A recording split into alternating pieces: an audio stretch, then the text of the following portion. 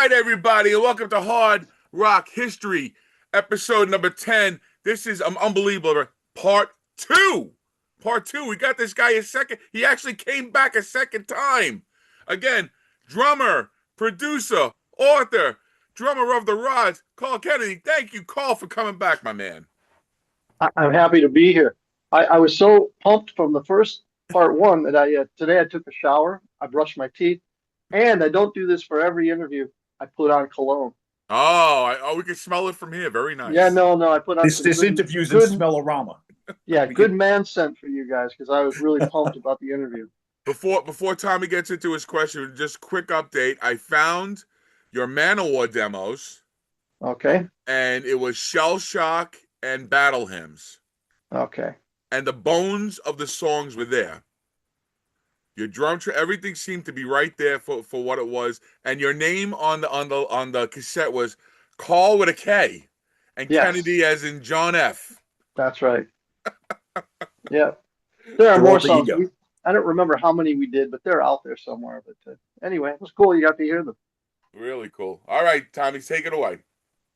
Okay, Carl, I wanted to pick up with a personal favorite album of mine in your catalog, and one of my all-time favorite singers, All Shmulik, right. also known as Sammy Abigail. If Uh-huh. you could tell me how you guys got involved with him, because he was pretty much a guy that jumped around with a lot of European bands like Picture and Horizon, and uh, Right, right. I thought it was a strange matchup when you got with him, but it produced, I thought, a great album, which everything he was on, I thought was great. So if you could give us the background on that. So, which album are you talking about? You're talking about Heavier Than Thou with the Rods, or you're talking Yes, sir. about the Abigail album? No, Okay, the Heavier Than Thou. so Jack Starr, I had gone to Europe with Jack Starr, and I guess Shmulik was hanging out with Jack Starr and Arnie Goodman. You know Arnie Goodman, everybody from Oh, very Zigzag well. The Records? original Yeah, owner of Zigzag. yeah, great guy. So Arnie, and I guess he hooked Jack up, whatever happened, but Jack Starr came to my house. They drove upstate to my house in Cortland, and Shmulik wound up living with me. I had a guest room. He started living with me. And so it was a case of, it was all a fluke. Like we talked about, went in the studio, Shmulik would go with me. We're doing Heavier Than Thou. So I said to Dave, he's got an amazing voice. So he goes, well, let him sing a song. So he sang a song, a Rod song, and I played it for David over the phone in the studio. He's like, he can sing the whole album. He goes, this guy's great. Let him sing the whole album. David was working on his restaurant, which is now, I think he's in his 41st year with the Hollywood restaurant in Cortland, New York. Great place. So that's how that happened. So it was just simple as that. David just heard his voice and went, wow, let him sing on that album. So he sang on it. And it was, Shmook and I butted heads a couple times. One was diction. And I'm like, you know what? You've got to correct the diction. You can't, you've got to, it's English and just can't have some of the accent. That's such a heavy accent. And at one point, he was arguing with me. And so I just said, okay, well, this is the way it has to be sung. And so he was out in the studio on the microphone and I was in the control room. And I said, okay, well, let me know when you're ready. And I started reading the newspaper and left him out there. Hmm. And eventually he goes, okay, man, we do it your way. Okay, we try it your way. Okay, what? I'm singing. What? No bullshit. What? So he did. And so one of the first articles that came out, first reviews, was saying that it was a great album. And Shmulik did a great job on it without the usual diction problems. And he goes, man, you were right. You were right, man. I'm like, okay. So that was So always so I guess it was noticeable with everyone on other things that he came out with. it was, yeah, Yeah. absolutely. Well, he had a Absolutely. heavy Israeli accent. He did. And plus, he was a man of the world. I mean, he lived in France, lived in Germany, he lived in the United States. He lived in a number of countries. He was in the Israeli army. Mm-hmm. Isn't everybody in Israel? That's true. Yeah, it's kind of mandatory. Um, but anyway, so we stayed friends. Then Craig Gruber and Tom and Amarato. Do you know Tom and Amarato? I You don't. know, Craig Gruber from Gary Moore and Elf and Rainbow. But Tom Namarato, he played with as a group with Freddie Villano, the bass player in the Rods, called American Mafia. But he played. Tom played with Doro. I think he's on a live album, but he toured with Doro for a year or two. And Tom was a talented guy, but he was young, and so the poor guy. I've apologized to him since because I said there you were with me, Craig, and Shmulik, three bastards, all opinionated, and don't play it like that. Play it like this constantly for the guy. And I play guitar, so I had my ideas, and Craig had his ideas, and Shmulik had his ideas, and Shmulik was really talented. Shmulik had some things, and there's a reason I think why Shmulik, and I'm not trying to talk crap about him, especially because he's gone now and can't defend himself, but he uh, he was not easy to get along with, and his thing was I don't know whether it was passive aggressive or what it was, but he was very much straight. Like if you were playing something and you wanted to have a syncopated accent in rehearsal, he's like, "Okay, man, that's cool. Yeah, great, great." And then he would come back the next day and say, man, I cannot feel it. Let me ask you a question. I ask you a question. I cannot feel it. And he worked with John Hahn, and John Hahn, who's on this new album with Billy Sheehan and Mike Santaciera, we laugh about it. Any of us who've known Shmulik, Doug, Bobby D, any of us who work with Shmulik, we all have the same thing. It's the same story where he's good with it and then comes back in the next day. Let me ask you a question. I can't feel it. I'm like, that's not a question, but okay, that's cool. And so, we did that group, and I think I'm going to release those. I have the rehearsal tapes, which are pretty good, with Shmulik, Tom, and myself and Craig Gruber. So I'm going to release them at some point. Oh, please do. Yes. So it's just some cool stuff. But I think the thing was with Craig, he was great at writing riffs, but not great at writing songs. So we weren't giving Shmulik a lot to build on. And Tom did have great ideas, but we were all obnoxious jackasses. And so he's this young kid, he's got these great ideas, great player. But let's try it this way. Let's take it back 20 years and do it our way. So it didn't work out. But anyway, it's great. We did one gig with Shmulik with the Rods. Craig Gruber on bass, Duck on guitar, Andrew Duck McDonald, and David Feinstein on guitar. And we did one show. It's on YouTube. It's Day in the Park, and you can see we're a pretty good band. But it just didn't gel, and it didn't gel because Shmulik wanted to be more the voice, and David was like, David's the one who talks to the crowd. David's the face of the Rods and so on. So Right. it was a little bit of a clash, and Shmulik wanted to talk to the crowd more, and I was like, yeah, that's the end of that. But what a talent! He was also in a band with Sorry, Jack Starr called Guardians of the Flame. It was kind of like, I guess, and his vocal performance on that is incredible. That's I think one of the best hard rock albums Jack Starr ever did. Yeah, no, Shmulik was a great singer, and when Picture wanted him to go back with them, go to Holland. Now I did an album with Avigdor, right? Did you hear that album? Do you know that album? Oh, I have everything he's ever been on. Oh, okay. Including even when he recorded a demo cassette with Harpo. That's right, in my studio. He also did another. I didn't even know that. Wow, that's incredible. That stuff on that he did with Harpo was great. Yeah, Fire Your Fire or whatever. Yes. And he, I know I'm losing my train of thought. He was, we did another session. Yeah, we did it, but we did another session at my studio with John Price, and that stuff is great. And but John, I don't know what the story is with John. It doesn't. I keep wanting a CD so I can put it on my wall with all the other 100 CDs I have. And but it's hard to get one from him. I don't know. He's kind of guarded it for some reason. I don't know if that's the right word, but that's a really good. It was a 5-song EP, but it's really good. But he's never really marketed it. And was it ever released? It was never released. Oh. No, he guards it closely. I think if you go to johnprice.com or whatever, you'll find it there, and maybe you can purchase it.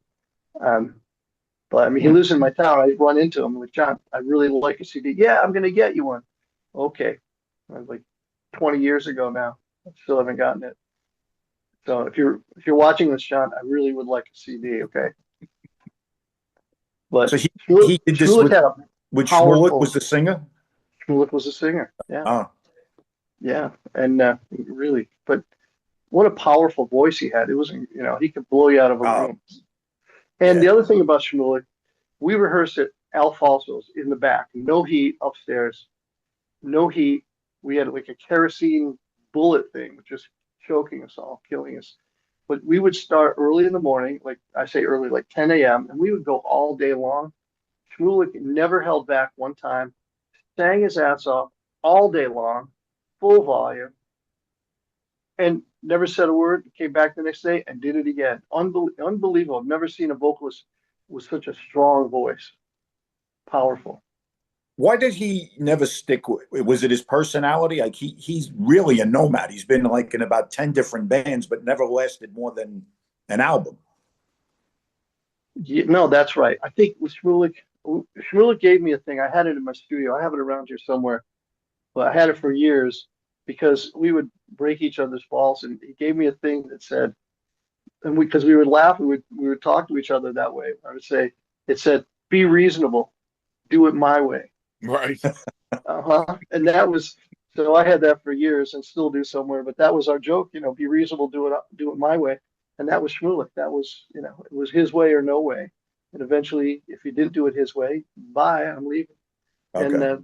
it's the same with, like, I know we worked with Duck McDonald, and we worked with Freddie, and it's worked with a number of musicians in this area, upstate, as well. And same deal, just can't get along with them. Let me ask you a question. I can't feel it. And as a musician, and you bust your ass, and you're like, "Are you sure this is good? We want you to be happy. Are you sure this arrangement's good? This works. You like this? You're good. It's great, man. It's great. Balls, man. It's balls. It's great." And then the next day, let me ask you a question. I can't feel it. And Right. I used to say it was timing. He just did not get syncopated timing. And I'm like, so instead of it being like a three count, it had to be 1, 2, 3, 4, now. And that was his feel. Anything less than that, if your grandmother couldn't feel it and come in on time, he couldn't do it. Right. And but what a talent. I had one other band I wanted to talk to you about before I turn you over to Paul, and that was Attila, who did an album called Rolling Thunder. Mm-hmm. Huge favorite of mine, and it came Great. out. It was reissued at some point by a label called Heaven and Hell with Mm-hmm. bonus tracks. I've never been able to track down the reissue. Were those bonus tracks from the first album or a prospective second album? Those albums, and that was unauthorized. I own the rights to that. But what was I going to say? Heaven and Hell. He's a really good guy, and he presses, he'll manufacture X number of CDs, and he'll give the band 50 to sell on their own for whatever money they can make and have. So it's not like it was a huge money maker, and I was screwed out of my royalties. I do have the original 2-inch tape. I was going to transfer them at some point and do a digital release, but no, I don't think the bonus tracks had anything to do with me. I think they were recorded. In fact, I think the guys told me about it and sent it to me. It was good. It was a really good band. It was on Shatter Records, I Yes. believe. Yes, And I have the original vinyl and the original CD. I was never able to get that reissue with the bonus tracks because it sold out like immediately and just vanished. And I knew you were connected. I think you produced it, right? I did. You did, Yeah, yeah. they were really talented. Shatter Records was an independent, and unfortunately, um, the label head had a little bit of a problem, and money would kind of disappear. Uh, and Yeah. and so they should have had a bigger push. They were really talented, and everybody who's heard that album loves it. They Oh, love the yeah. band. Great It's just, vintage 80s metal album, American but metal yeah, album. but of course, like everything, if you don't have promotion, how do people know about it? Right. And then you just die. You're on, like, walk into a store and you see, oh, Attila. Well, I don't know that band. I'm not going to put my Right. hard work, money on that. But yeah, shame. Yeah, I'll they see. were a word of mouth type of band. Yes, I'll see if I might have a Heaven and Hell. I have to look for it, but I'm sure I think his name is Kevin. You can contact him. I'm sure he has something lying around. I wrote them. It's what's it, Jeremy Hand and Oh, Gary Jeremy. Schaefer. Yeah, Yeah, I wrote both of them, and they said they had no more copies of it. So, yeah, I um, believe it. That's yeah, the deal usually with those guys, and they're honorable guys, so they probably, no, they're good guys. I know them a long time, yeah. especially Yeah. Gary. Mhm. Yeah. Okay, I could turn you over to Paul now. That's it. You're done. Like that's it. I get dismissed. Well, I have a something to do with my son, so I kind of got to Look, He, I'm a girl I got dad, to and exit now stage left.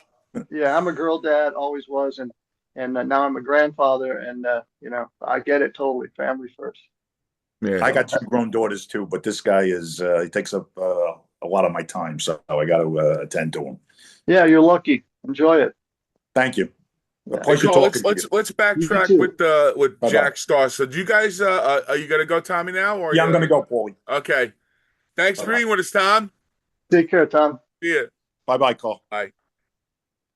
So when you with Jack Star, were you on a break with the rods or was it just a project to do? What was the deal with that itself? That's a really good question. I'm trying to think when that was. That was at Music America. No, I think I was. The rods weren't playing. Like David was working on his restaurant, getting that up and running, and I was producing. And Gary, because I had brought Kim Simmons lived with me also from Savoy Brown. So Kim Simmons came up through Arnie Goodman. So Kim was living with me, and so as it turned out, Kim started a band with some of my friends, Duck McDonald and so on. Gary Bordenaro was playing bass, and they wound up going on the road as the Simmons band. But I think they also had bookings at Savoy Brown. And so that's what was going on. We weren't playing live, so I was producing, and each of us had our own projects. And Gary went off and toured with Kim Simmons.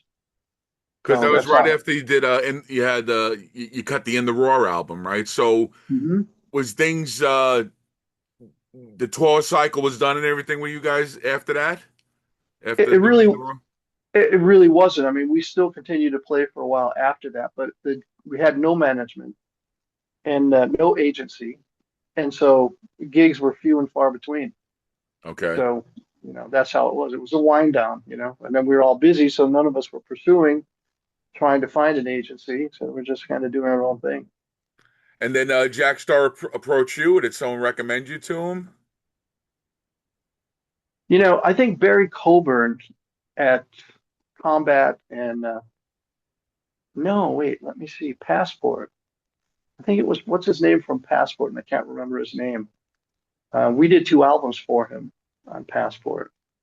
And then he wound up getting scammed, I heard, from Sony. Like, did a deal, and then Sony pulled out and left him in the lurch.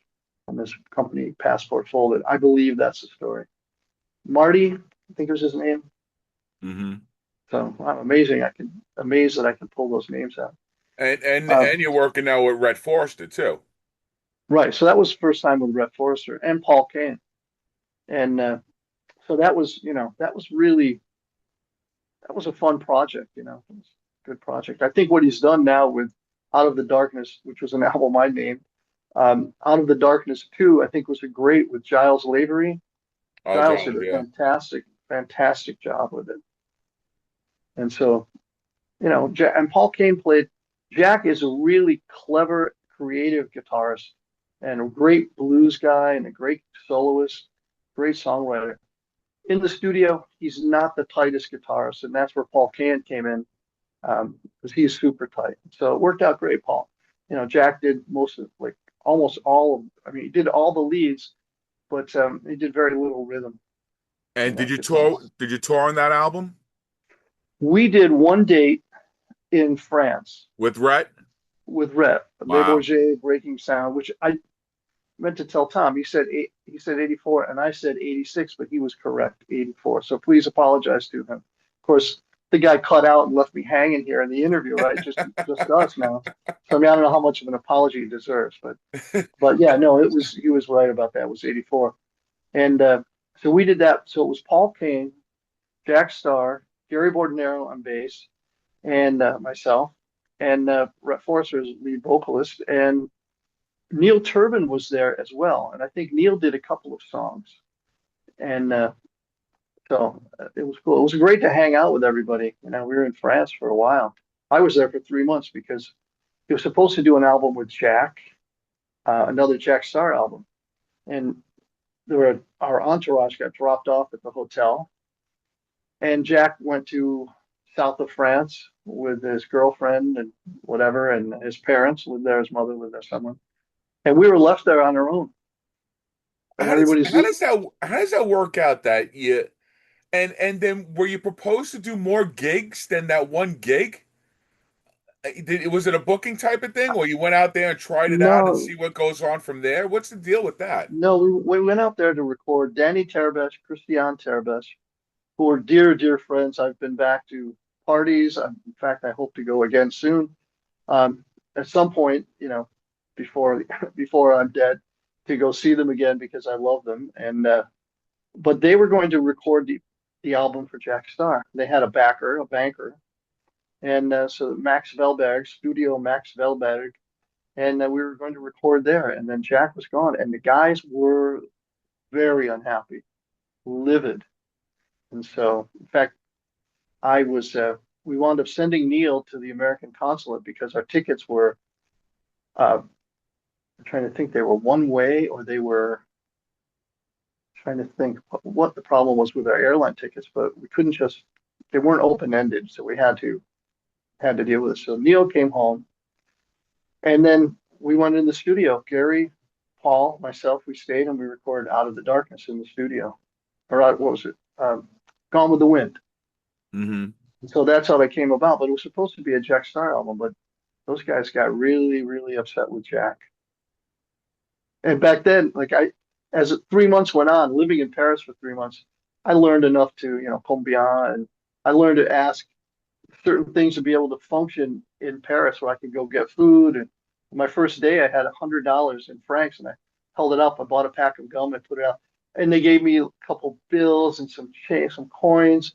They could have given me like $6.20 back for my $100 bill. I had no clue. Right, So right, by right. the by the time by the time I left, I was in great shape. I mean, in terms of speaking and living there, took the metro. We had a driver. It was a great time. Danny and Christian, like I said, are great friends, and they treated us very well. So were you And getting like a per diem of living there at the time, or yes, yeah, they put okay? me up in a hotel. I think Rhett lived with them, but I had a hotel.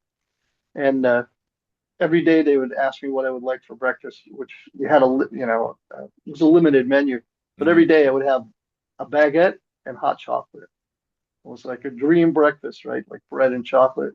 That was great. But so that's how we did that album. Of course, when it came time to mix, we ran out of time, and then the 2-inch masters disappeared, and the banker had them, and God knows what, because we could have remixed that album and made it really fantastic. But unfortunately, the 2-inch tapes were gone and remain gone to this day. And how was dealing with Rhett? Professional, wild man, because you heard stories about him too.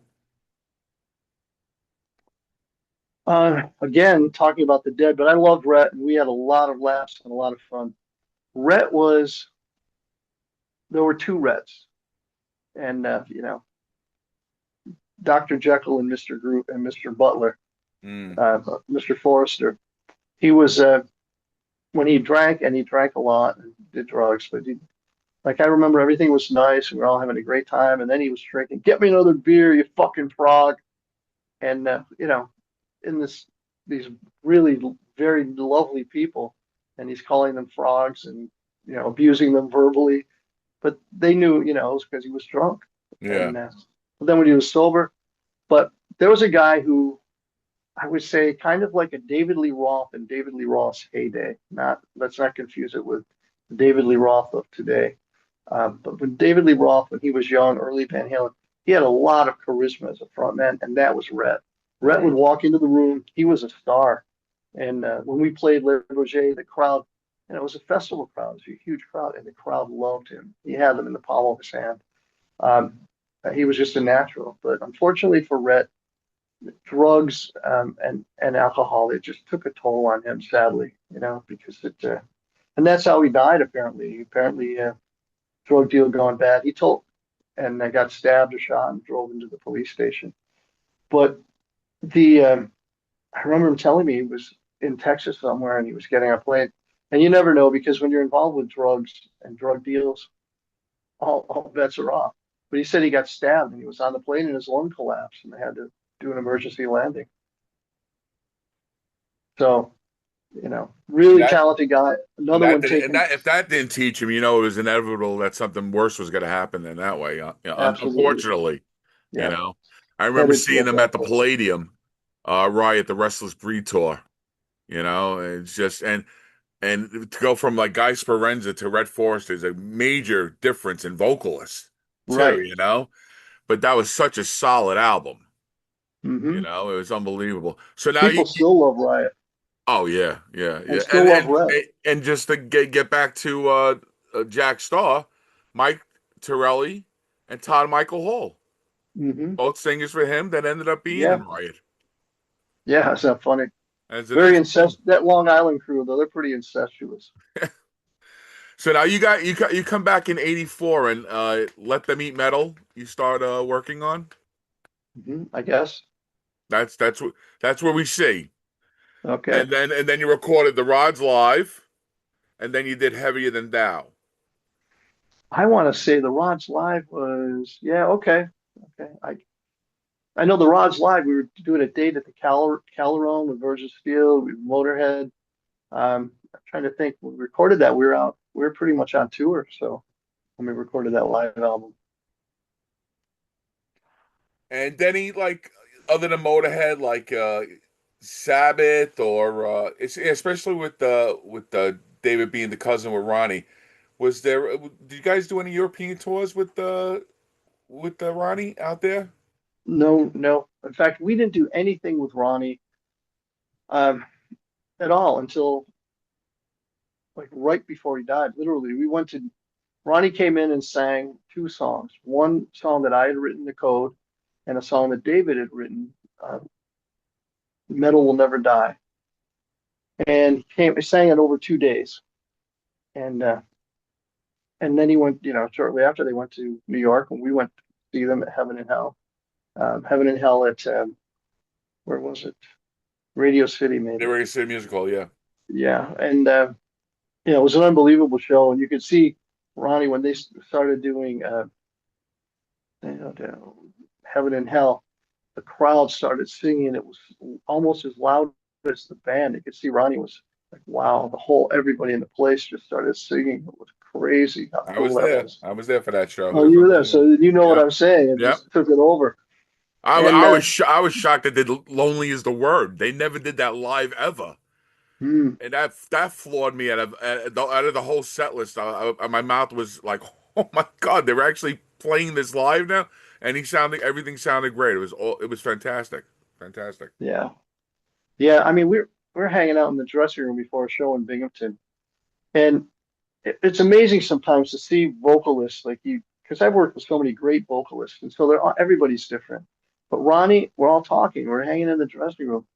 So getting close, he goes over this three shirts hanging on a hook, on a rack, and he takes off the hanger, puts the shirt on, takes a couple sips of David knows the beer. It's some German beer or something that Ronnie liked. Takes a couple sips of it. He goes, okay, guys, let's go. We all go to the stage.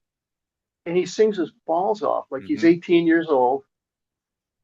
And he's wailing at the end, screaming his balls off at the last song. And I'm thinking, oh my God. And they were so loud. I'm standing by the monitor and he would solo the snare drum and it was like boom, boom, punched in the head. Like it was so loud. And I don't know how Ronnie, I mean, a semicircle of monitors. And David said he couldn't venture out from that because Tony and Geezer was so loud. And Yeah, John West told me he never used in ears. He had the no, monitors. That's how he heard everything going on surrounded him. Yeah, that's what he that's said. right. Yeah. And what was he going to say? Am I going to tell Geezer or Tony to turn down? Excuse me. I know you've originated heavy metal. I know it's supposed to be loud, but could you just bring it down a little bit? Like, so But yeah, Ronnie was amazing. But no, we never did any dates with Ronnie then.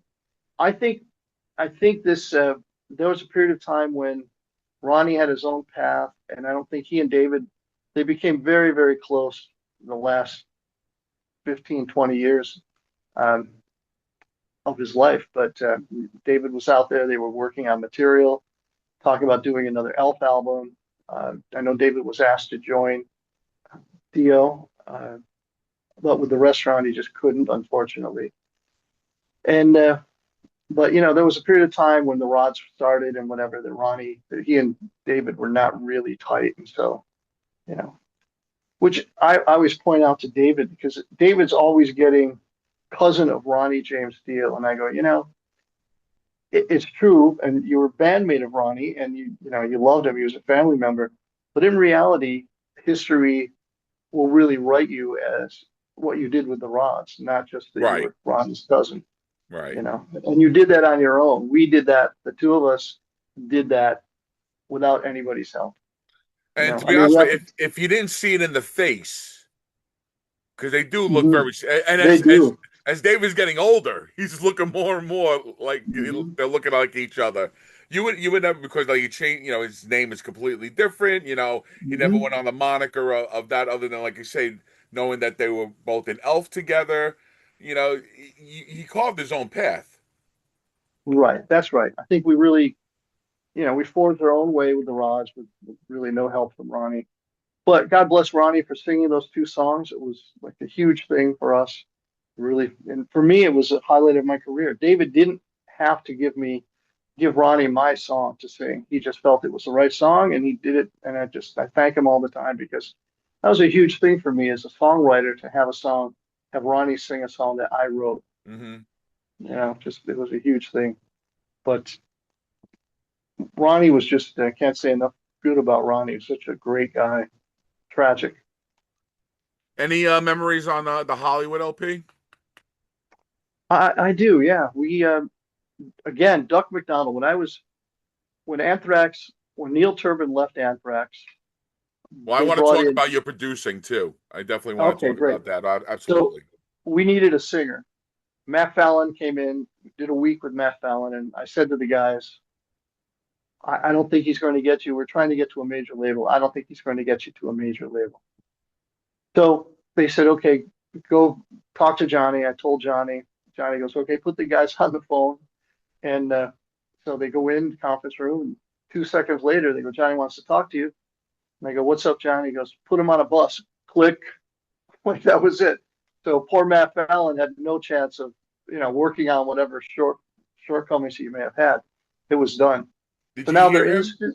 Did you get to hear him sing Oh with you? no, I produced him for a week. Oh, okay. And I actually I would have you rehearsals. what'd you think about him? So did he do like Metal Thrashing Mad? Did he do what the stuff that Joey was doing at the time too for the Armed and Yes, Dangerous he EP? was working on stuff for the new album, for Spreading the Disease and Yeah, yeah, Armed yeah. and Dangerous. And I have rehearsal recordings of him, which I should release at some point as well. But so I called my buddy, Andrew Duck McDonald, and he goes, "This guy is on Star Search, and I worked with him on something." And he goes, "He's really great. Call him."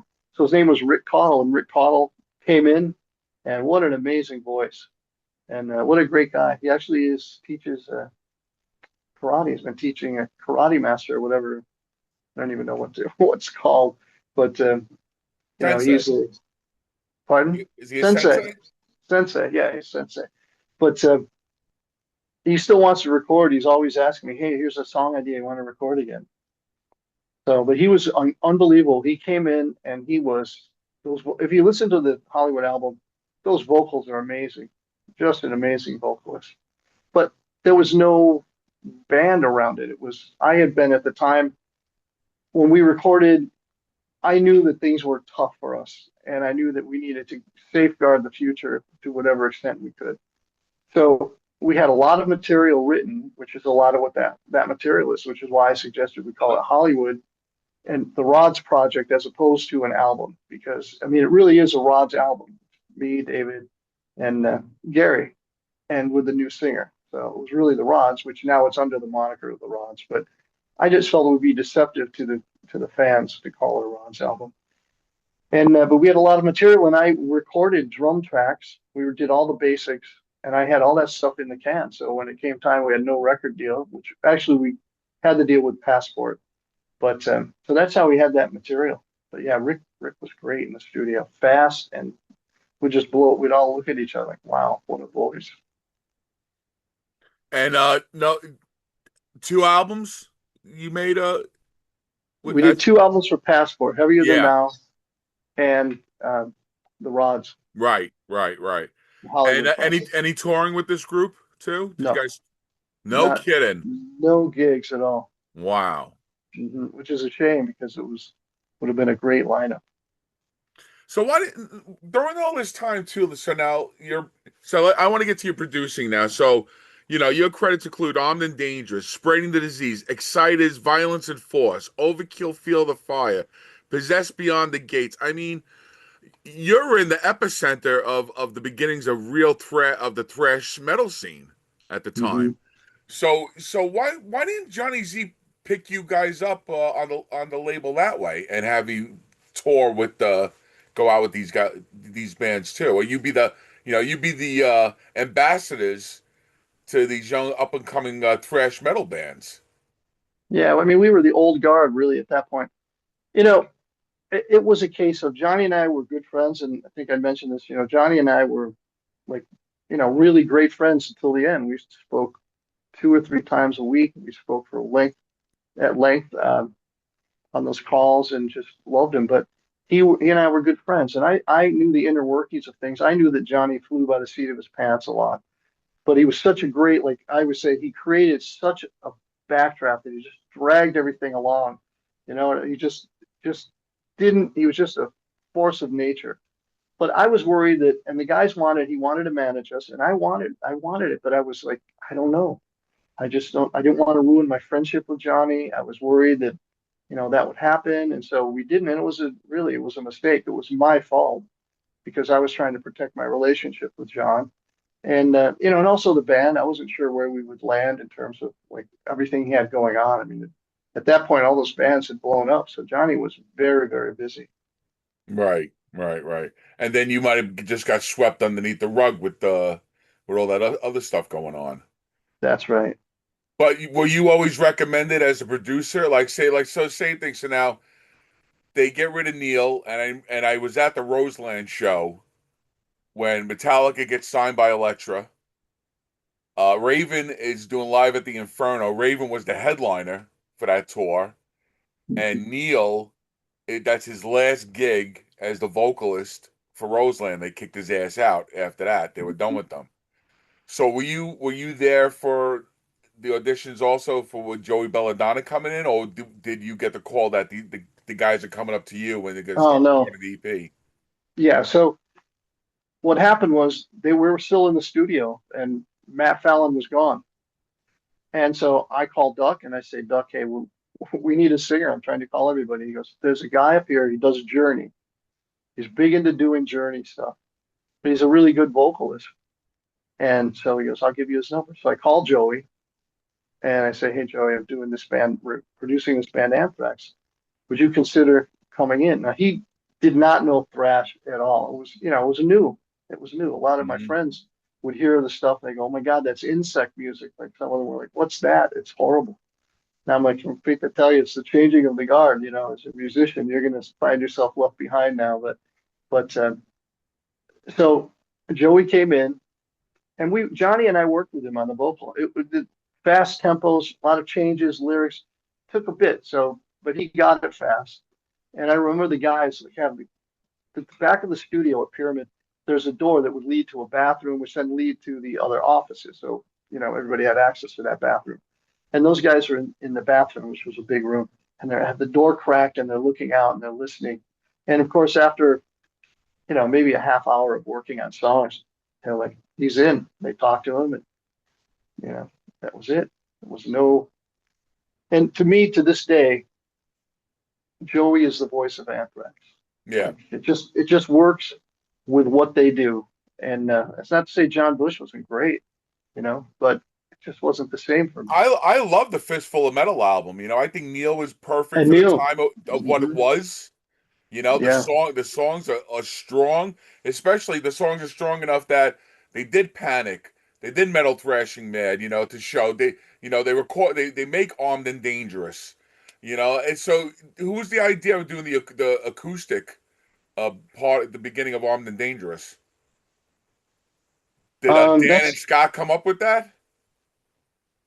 I'm trying to think. I remember I made a pick with guitar, the end of cutting off guitar strings and taping them to the pick to get a brighter sound. And but I can't remember who came up with it. I know I was like the sound idea was my idea, but I don't know whether I Okay, came up with that. I mean, that's a I don't, great opening to a song, and you I produced it don't, amazingly. Sound still, thanks. I don't like taking credit for things I didn't do, you know. still sounds fresh today, Carl, when you listen to it. Really, it was That's done good to really hear. well. Yeah, I thought that was a great album. I worked really hard on it.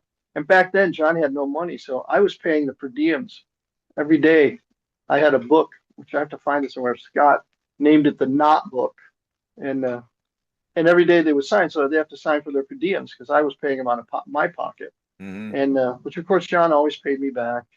But at first it would be like Dan Spitz would sign Dan Spitz, that would be D Spitz, that would be DS or whatever, or Scott would be Scotty, and that would be Scott, and then it would be Scott Knott.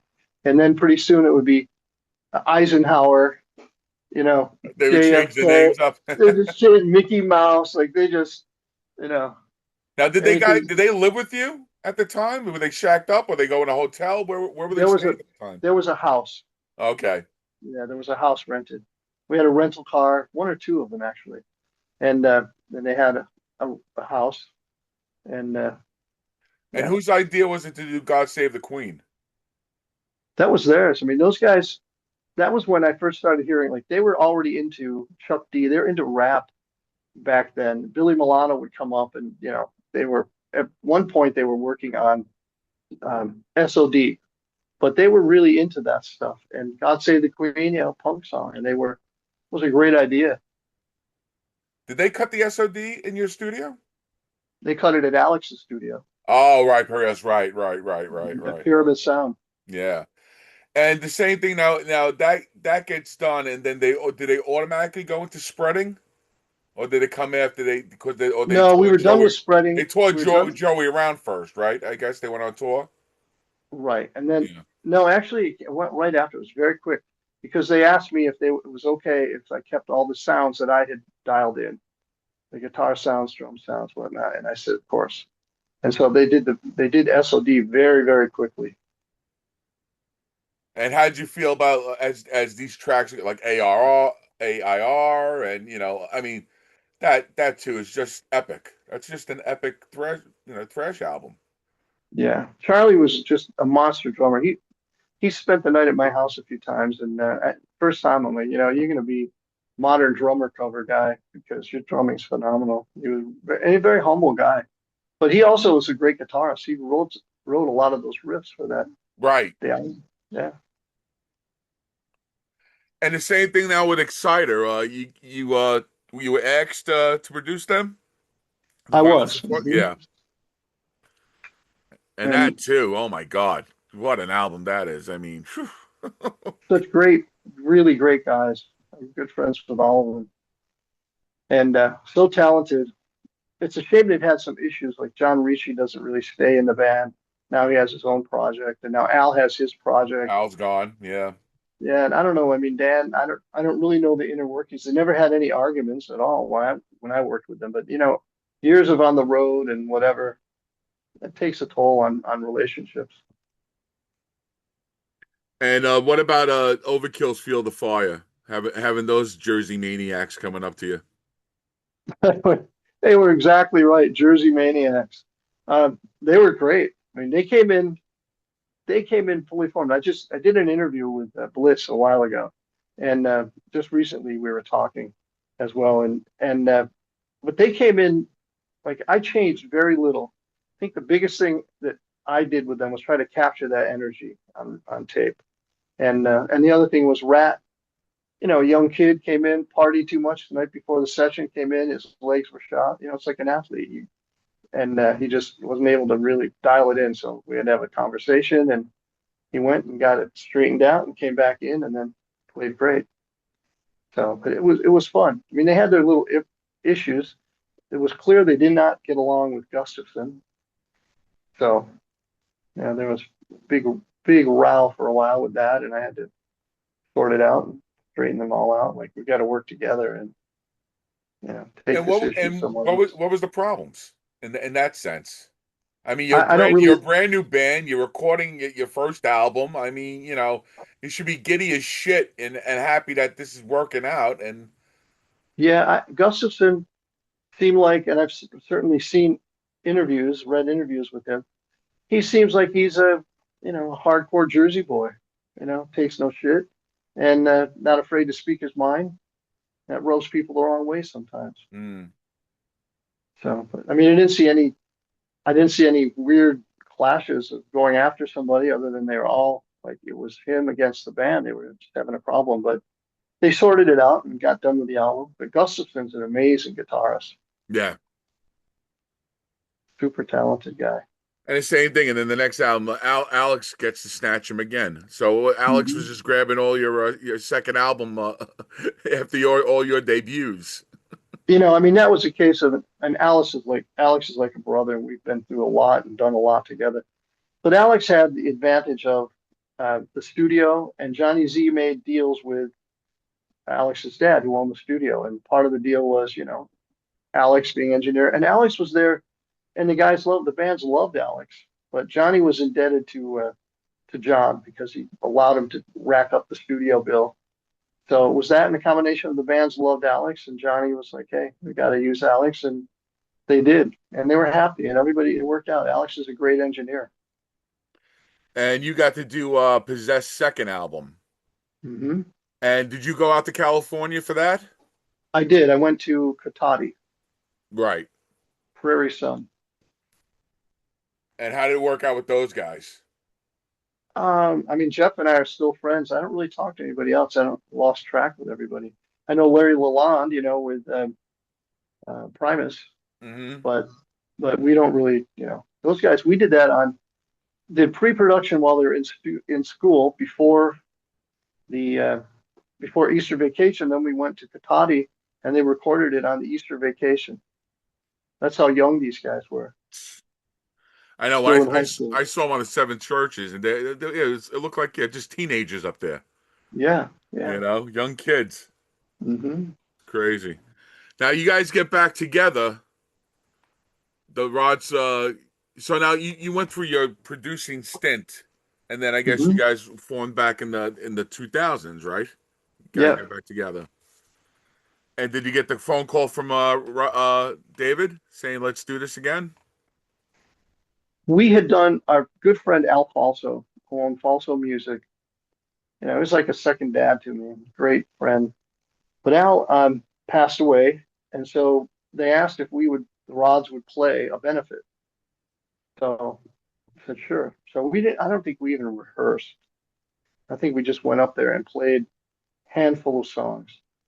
And so, it went pretty well. So after that, then David had Third Wish. I came up and he was playing me the album, and I was like, wow, this is fantastic. And so then we decided that it was like, hey, well, maybe we should do a Rods album. And that's how it came about.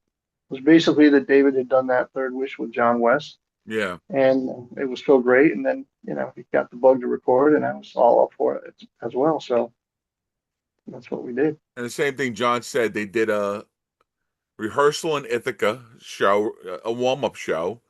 They went out Hmm. to Vakken. They did that. They opened up for Dio, and then they were going to go on tour with Dio.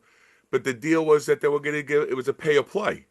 They wanted Hmm. them to contribute money into it, and like you said, David had the business going on, and he's like, and which I don't blame him. Like, why would you put any of your fucking money into to be a support slot, especially when Yeah, you are no, an and it was, established person. and if you saw the Vakken thing, and I think I mentioned that last interview about how that came about, the Vakken thing, and why I didn't attend. And it was, if you see the band on stage, it was Feinstein, but everybody was in front of him. John was in front of David. Um, what's his name now? He's gone. bass player, Jeff. Can't think of his name. Great bass player, played with Foghat. But he was the same thing, really cutting in front of David, and it was anything but a band. It was musicians who were looking to be recognized on their own, and Right, right, right. it Yeah.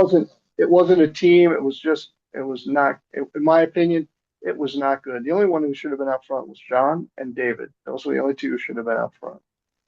And So, you could tell by David's body language too, when playing wise. He like turned a lot to the drummer. So like I heard Third Wish live, and they could have used a couple of more rehearsals. mhm, It was very very raw. right. For what it was. I'm like I said, I love that album. I'm happy that's out there. We can even enjoy that. Like you said, the Day of the Park. As soon as I get done with you, I'm going to YouTube and watching that Day of the Park with you guys on there. Yeah. You know. But I mean, that was so for David to keep, and he was paying the musicians. It wasn't like they did it for free. It wasn't like they were all Right. part of the band. Every musician got paid, and it was coming out of his pocket. In fact, David told me that he got a big bill for a hotel stay. And he was like, okay, done. Right. Because everybody takes advantage then too. Right. You know. So now Yeah. you Which is really a shame because if they'd all stuck together and really gelled as a band, that could have been something they could have absolutely, taken on. absolutely. I mean the album's one. I say Third Wish is one of the most epic songs. For me, the Cozy Powell, John West, and the Feinstein Third Wish. Those are the albums I go. You want to hear somebody sing amazingly? This guy could have been really something in this. And the same thing, which is a sin, that I said to John. I said Royal Hunt never played the States. It was all European and Asia. Hmm. So they never even broke here. Right. No, they didn't. So like John said, John, he would go off over there and be the rock guy, the rock star, and then come back to Cortland, and have his exactly. gig and do what he's got to do. Yeah. I mean, John's another guy who's been in a lot of bands, and but always great work. Yeah, solid singer. Hmm. And I really said that should be mentioned a lot more in the echelons of great singers. You know. I agree. I agree. So again, so now we got Vengeance came out. So now, are you guys now just recording albums and then doing a couple of shows here and there? Nothing. 2011, you did Vengeance. We did. 2019 broke. We were doing regional shows at Yeah. that time. Yeah, You, we were doing. you never We come did. down to the city, New York City. Is there just a booking problem or? It was a case of it was really money. It was really money and opportunities to play. So, we had a big crew. It just was never like come down and play, but there was no money. So Like even like the Rattle the Cage, you knew the newest album that just came out. Like you couldn't get a gig at Gramercy or Sony Hall or you guys couldn't play the Iridium or there we was no. played. I mean, where did we play? The that little club when Ross came out. Same Fighters. Oh, okay, Yeah, so we did play there. That's in Brooklyn, but yeah, I was always worried to play those other places that we would just bomb. That we wouldn't draw enough people. yeah. Well, you guys would definitely be good as a three band package too. Hmm. That were all you guys definitely could have played Sony Hall. Sony Hall which was formerly the BB Kings. That's that. Oh yeah. So BB King's left there, and their management and everything went to Sony Hall. Okay. It's a really nice venue. Like I said, I gotta to see the Rods. I gotta drive 4 hours, 4.5 hours to see the Rods. I know, and boy, that's not worth it.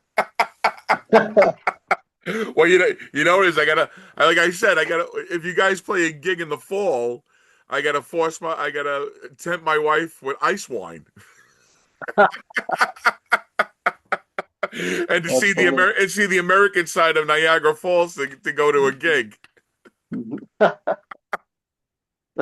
That's funny. Do you want to talk about your book? Sure. Is it I everything we am. just talked about? No, there's a lot in the book. In Right? fact, there's so much in that book that they had to cut. We had to cut 180, 155 pages, something like that.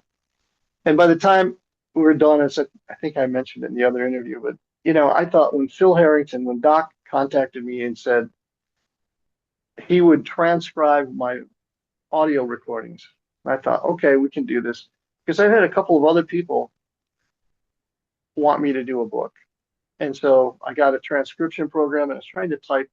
And when you're typing, it's not the same. When you're dictating it, it's got your natural feel and what you're saying. And when you're typing, you start to edit yourself. So I'm like, okay, that's not going to work. And then the other was in Russia. The other uh, interviewer was so knowledgeable, had so much information, and we did it. We did it over several interviews like this, and said we should do a book. And then we talked about it. And we were going to do it, and then he said between the time difference, language issues, this just won't make sense. So anyway, when Phil said that, I thought, well, that's great.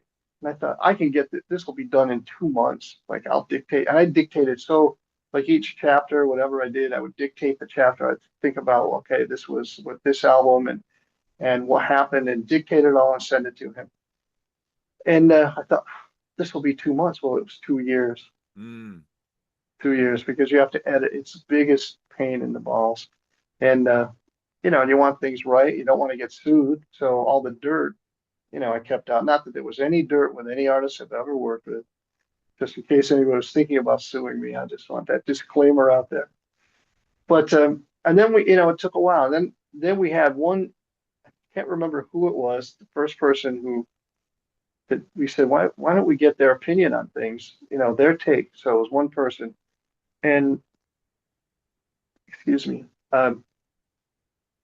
We're like, that is cool. Maybe we should start asking everybody that wants to contribute. So I said, carte blanche, say what you want. I won't edit it. I won't redact anything you say.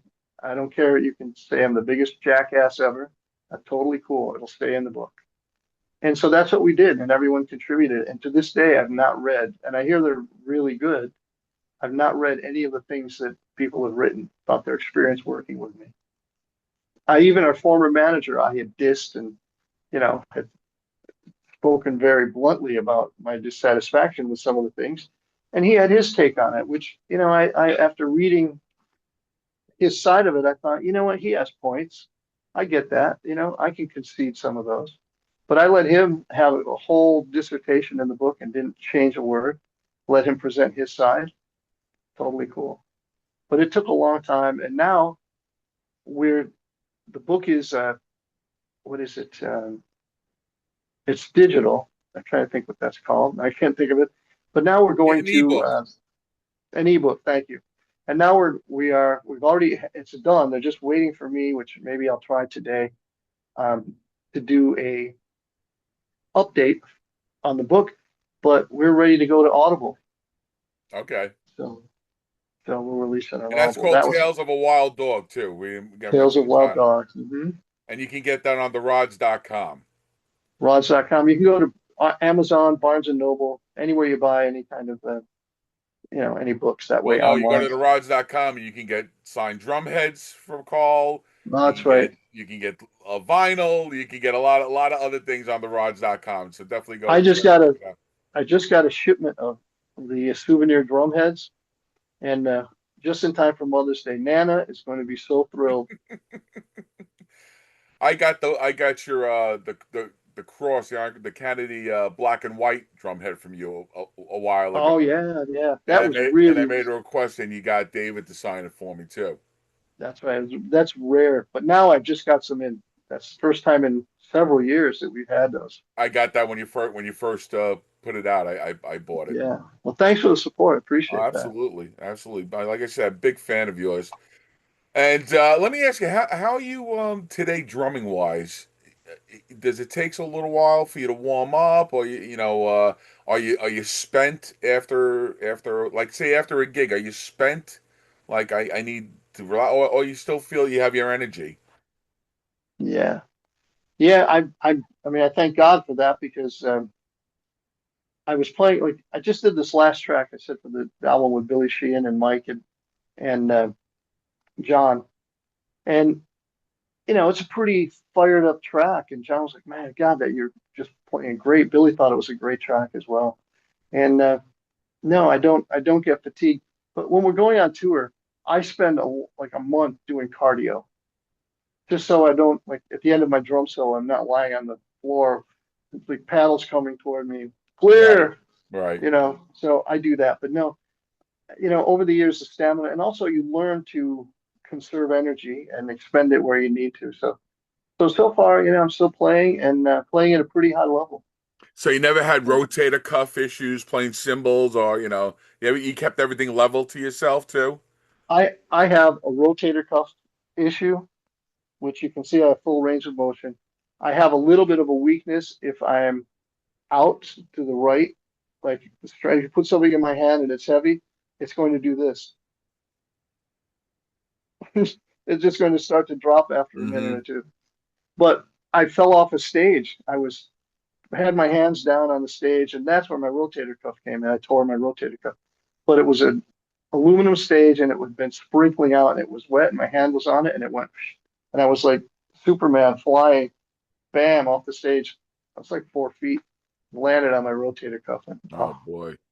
that was bad news. But the surgeon said, you don't need surgery. You have full range of motion. You just have to exercise, which I do all the time, constantly working my arms. My arms are probably now in better shape than they were 20 years ago because every day I'm using all these things I bought, and my weights and whatever constantly.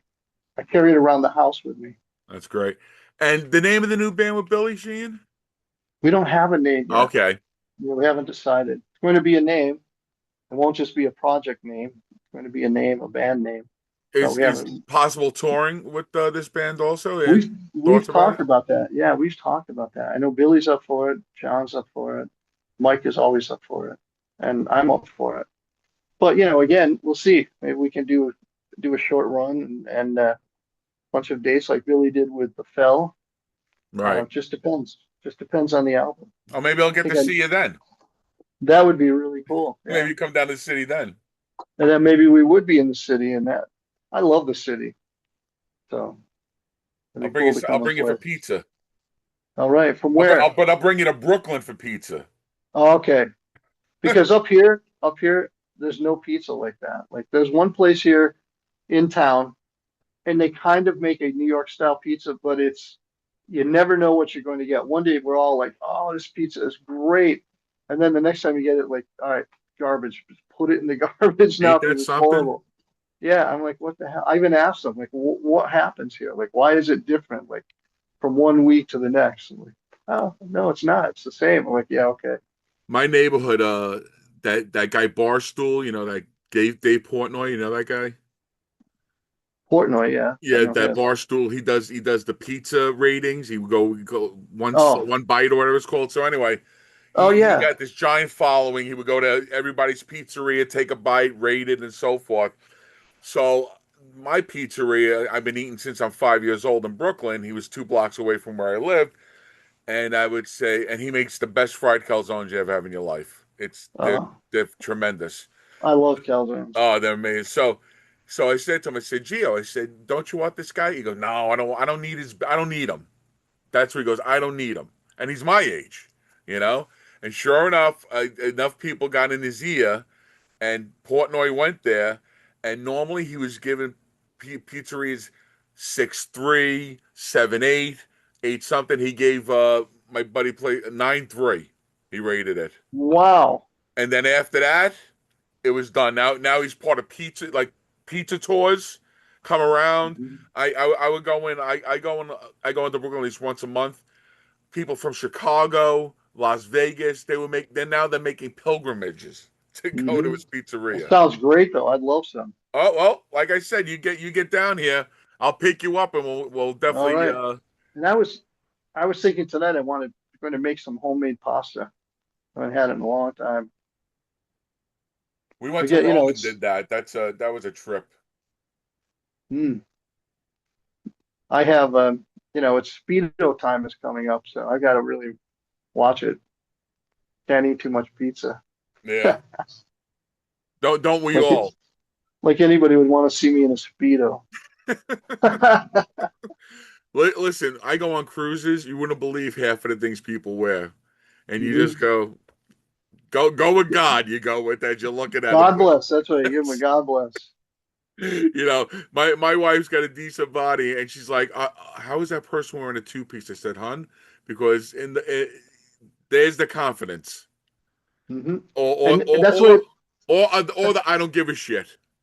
that's the way it should be. You shouldn't care. It should be comfortable, whatever you want. Right, right. Like I said, listen, people are gonna judge you in your mind in their minds anyway. So who gives a shit what they think about any that way anyway? You know, That's right. you know. So Carl, I think we got where we got to get on part two. I really want to Yeah, appreciate you. And like I said, when the new project comes out, if you want to come back on, you're more than welcome. I would love to. Yeah. And the audiobook, whatever you need to promote, you have an open door policy here. I really appreciate it. Thank you for all the music that I've grown up listening to. Well, thanks. I mean, that's why we were doing it, so I appreciate it. So And cool. yeah, and believe me, it made an impact with all of us. All right, everybody. So listen, also we have a new Facebook page I created, Card Rock History Show on Facebook. Please, everybody, go over there and join. That would be nice. I could get some numbers up on there, and Carl's interviews are going to be up on there, and every interview I'm going to be doing after this will be up there too. So we want to thank everybody for coming. We say rock on, peace out. Thank you very much. Take care. Thank you, man.